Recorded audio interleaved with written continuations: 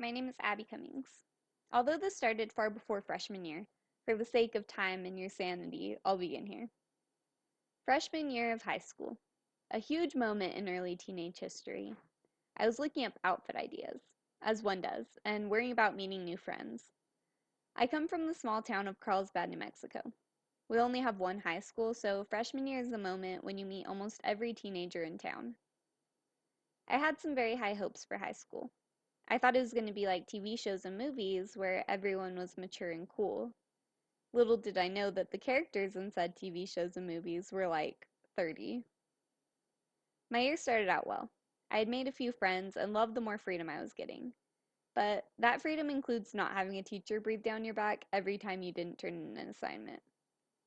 My grades started slipping. And by slipping, I mean I was failing. I hadn't really cared at the time.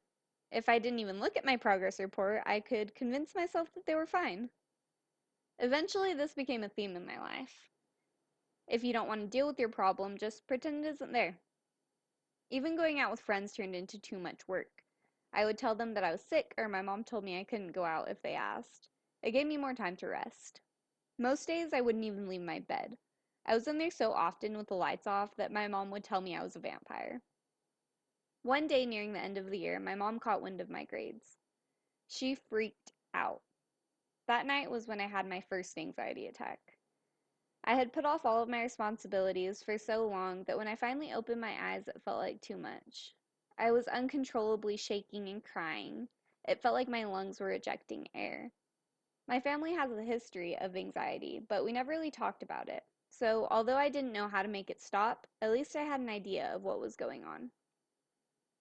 From then on out, I had one or two anxiety attacks a month, sometimes lasting only 10 minutes and sometimes up to an hour. Depression also kind of hit hard at that point in my life, but that's harder for other people to see. The thing with depression is that it varies from day to day. An explanation from Drew Monson really stuck with me. He said that depression is like an on and off again boyfriend or girlfriend. Sometimes they stay for a long time, sometimes weeks, and sometimes even just a night, but they're always there.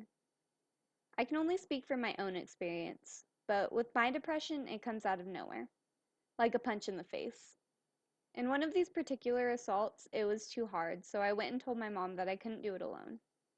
Being the trooper that she is, she found me a great therapist within a week.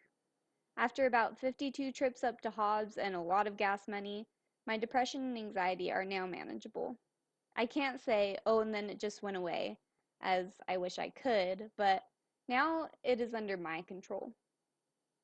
It took me a long time to understand that I wasn't okay and needed help, and even more time to understand that there's nothing wrong with that. I am now able to recognize what could potentially trigger me and how to prevent it from sending me to rock bottom. I like to tell this story because mental illness is taboo and widely romanticized and misunderstood. Nobody's mental illness is going to be the same, and it's not a cool thing to have one. It's really hard for the person who's working through it.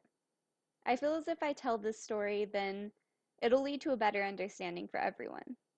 My anxiety and depression have also helped me become a more sympathetic person, knowing that there's a whole other world happening behind someone's eyelids.